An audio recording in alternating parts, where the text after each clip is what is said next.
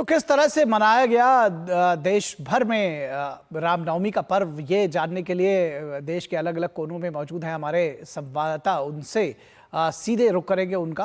अयोध्या से मनीष वाजपेयी, रामेश्वरम से अश्विनी मिश्रा और पश्चिम बंगाल से प्रसेनजीत बख्शी। अभी मैं अयोध्या से सीधे देख पा रहा हूँ, हमारे साथ जुड़े हुए हैं मनीष वाजपेयी। मनीष, भय प्रगट कृपाला दीन दयाला कौशल्या हितकारी, और वो भी अयोध्या में जब आप खड़े हों तो ये जो पंक्तियां हैं या ये जो नज़ारा है ये और अनुपम हो जाता है। और आज के लिए तो विशेष, जब सूर्य तिलक भी हुआ है भगवान श्री राम का, क्या जानकारी देंगे कैसे अयोध्या वासियों ने अपने प्रभु का ये जो आज उनका जन्म दिवस मनाया गया, कैसे मनाया उन्होंने, क्या जानकारी आप देंगे? निखिल, आपकी भावनाओं से मैं खुद को भी संबद्ध कर रहा हूं और निश्चित तौर पर जो बातें अभी हमने अपने तमाम दर्शकों को रिपोर्ट में दिखाई हैं और उन बातों में अपने आप को मैं और संबद्ध कर रहा हूं। कुछ बातें हैं जो बहुत महत्वपूर्ण है। दरअसल जो आज का ये कार्यक्रम है रामनवमी का, ख़ास तौर से अगर हम कहें कि 2 दिन ऐसे होते हैं, एक है प्रतिष्ठा प्रतिपदा और दूसरा है रामनवमी। इन 2 दिनों पर भगवान राम के हम रामलला का जो विग्रह है वो सार्वजनिक तौर पर हम उसको देख पाते हैं, यानी कि जब उनका अभिषेक हो रहा होता है लगातार तो हम उनके दर्शन कर पाते हैं। आमतौर पर यह संभव नहीं होता है, उस समय पट पड़ा होता है और उनके अभिषेक होता है। दूसरी बात, जो पंचामृत अभिषेक होता है वो पंचामृत अभिषेक जो है वो छोटे जो विग्रह हैं जो पुराने मंदिर में लगे हुए प्राचीन काल से, उनका अभिषेक रोज होता है, लेकिन आज हमें संपूर्ण अभिषेक देखने को मिला।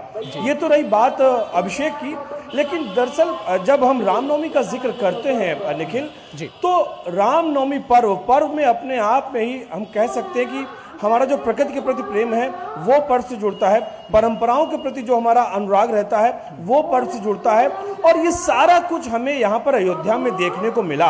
अयोध्या में हनुमानगढ़ी, अयोध्या में कनक भवन, अयोध्या में श्री राम जन्मभूमि का मंदिर, और यहाँ पे भी अभी भी मैं देख पा रहा हूँ कि इतना ज़्यादा यहाँ पर जन सैलाब है जिसका हम बयान नहीं कर सकते हैं निखिल। जी, निश्चित तौर पर ये, और जो जनसैलाब है देश के कोने कोने से अयोध्या पहुंचा है। आप बने रहिए हमारे साथ। अश्विनी हमारे साथ बने हुए हैं रामेश्वरम से। अश्विनी, रामेश्वरम भगवान श्री राम के जीवन का एक ऐसा पड़ाव रहा है जहां से शायद उन्होंने आतंक के खिलाफ, जिसको कहना चाहिए अत्याचार के खिलाफ, वो जो अपनी यात्रा की शुरुआत की थी, तो एक महत्वपूर्ण पड़ाव था रामेश्वरम। और रामेश्वरम में राम भक्ति किस तरह से आप वर्णन करेंगे और क्या दिखाएंगे, क्या बताएंगे? निश्चित तौर से निखिल, आज बेहद अहम दिन है, रामनवमी का दिन है। मैं खुद हटूंगा, पीछे आप देख सकते हैं भगवान रामेश्वरम का भगवान रामनाथ का ये मंदिर है। आगे जो तमिल में लिखा हुआ वो शिव शिव लिखा हुआ है। ये दिव्य मंदिर, भव्य मंदिर, यहीं पर माता सीता द्वारा स्थापित बालुका रूप में भगवान का शिवलिंग है। कथाएं अलग अलग हैं। जब समुद्र पर रामचरितमानस के अनुसार कि जब लंका विजय के लिए भगवान श्री राम जा रहे थे तो उन्होंने यहाँ पर सेतु बंधु रामेश्वर की पूजा की थी रावण के वध के लिए। और कंब रामायण के हिसाब से तो ये कहा जाता है कि खुद उस पूजा में रावण स्वयं पुरोहित के रूप में आया था। ये भी कहा जाता है कि लंका दिग्विजय के बाद भगवान श्री राम जब पहुंचे थे तब उन्होंने माता सीता के साथ यहाँ पर पूजा अर्चना की थी। और यहाँ पर हनुमान जी से उन्होंने कहा था कि कैलाश से वो लेकर आए शिवलिंग की स्थापना, और जब भगवान को लाने में देरी हुई तो बालुका रूप में शिवलिंग की स्थापना करके माता सीता ने जिस स्वरूप का, भगवान राम ने जिस स्वरूप का पूजन अर्चन किया वो यहाँ पर विद्यमान है। आत्मलिंगम के रूप में भगवान हनुमान जी के द्वारा लाया गया यहाँ पर शिवलिंग विद्यमान है। 24 तीर्थों का स्थान कहा जाता है। 22 तीर्थ इस मंदिर के अंदर ही माने जाते हैं। यहाँ तक रामनवमी की बात आप कर रहे हैं, ये ऐसा स्थान है जहाँ पर भगवान शिव ने कहा कि शिवद्रोही मम भगत कहावा, सो नर मोह सपने हो नहीं पावा। तो जो शैव और वैष्णव में विभेद कभी एक काल में रहा था उसकी समाप्ति यहाँ पर हुई। शैव और वैष्णव परंपरा का जो संगम है वो यहाँ पर हुआ है। भगवान राम ने रामनाथ स्वरूप में भगवान विश्वेश्वर की पूजा की है। वाराणसी के आशुतोष भगवान विश्वेश्वर स्वरूप में यहाँ पर बगल में ही विद्यमान है जहाँ पर रामनाथ लिंगम यहाँ पर स्थापित है। तो निश्चित तौर से चाहे उत्तर दक्षिण की संस्कृति की बात हो, चाहे वैष्णव शैव की संस्कृति की बात हो, चाहे भारत की भौगोलिक संरचना के इस सुदूरतम बिंदु पर भगवान श्री राम द्वारा वनवासियों द्वारा, गिरिवासियों द्वारा, कपियों द्वारा, वानरों द्वारा, लंकाधिपति रावण जिसका द्वारपाल कहीं न कहीं कुबेर हुआ करता था, जिसके नाभि में ही अमृत होता था, जिसको मृत्यु न हो ये वरण प्राप्त था, उस व्यक्ति, उस राक्षस का उन्होंने संहार किया।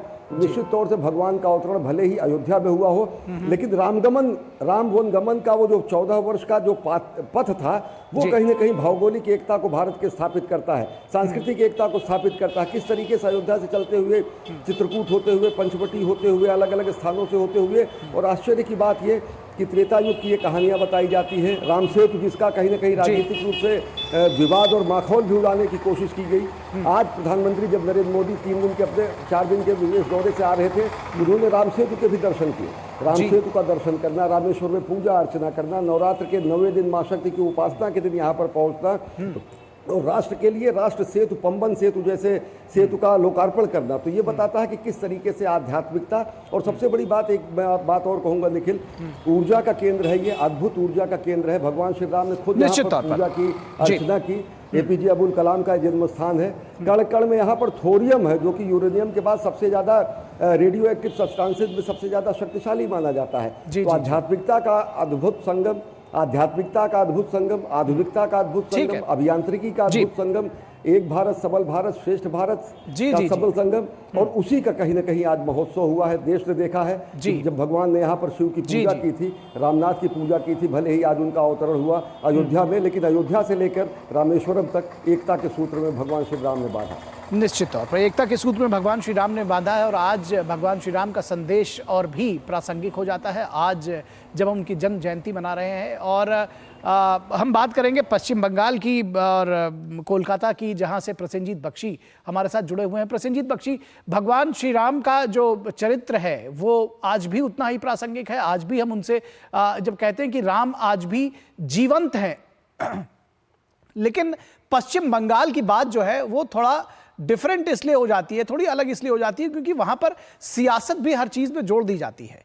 तो आप किस तरह से बताएंगे पश्चिम बंगाल में इस बार की रामनवमी मनाई गई, क्योंकि रामनवमी का मनाया जाना बहुत आसान नहीं दिखता कई बार पश्चिम बंगाल में। सबसे पहले तो बताइए कि भक्त किस तरह से उल्लसित रहे और राजनीति किस तरह से हावी रही, ये दोनों ही विषय।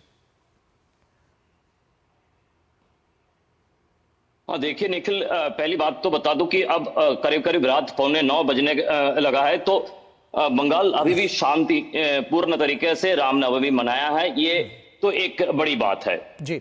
लेकिन जबकि चीफ मिनिस्टर और होम मिनिस्टर ममता बनर्जी पिछले कई दिनों से अपना भड़काऊ भाषण और जिस तरह की बाकी बातें कहती आई है, ऐसे उससे लगा कि रामनवमी है सिर्फ बंगाल में कानून तोड़ने के लिए और बंगाल में हिंसा फैलाने के लिए, जबकि ऐसा हुआ नहीं।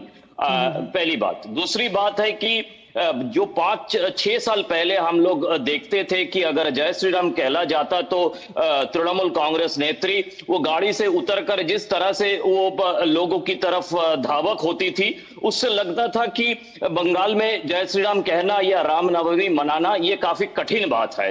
लेकिन पिछले 4-5 सालों में एक अजीब सा एक चमत्कार समाज की परिवर्तन हमने देखे हैं, जहां पे आज हजारों संख्या में जो राम की भक्त है वो शोभा यात्रा निकाले हुए हैं, और चाहे अदालत की तरफ से जो भी यहाँ पे ये लगाया गया था कि शस्त्र लेके नहीं निकालना चाहिए, तो लोग एकदम आराम से अपना राम भक्ति का प्रदर्शन किया है। साथ में मैं एक दूसरी बात, जो आप सियासत की बात कह रहे थे, मैं सियासत की बात कह दूं कि इस बार पहली बार तृणमूल कांग्रेस की तरफ से आनुष्ठानिक रूप में रामनवमी मनाया गया, और इसका पीछे सियासत यह है कि पिछले कई दिनों से हम देख रहे थे कि बंगाल की 30 या 33% जो माइनॉरिटी वोट है, इसे पूरी तरह से संरक्षित करने के लिए ममता बनर्जी काम कर रही थी, और आज उनको लगा कि यहाँ पे जो 1-2% सेक्युलर वोट है,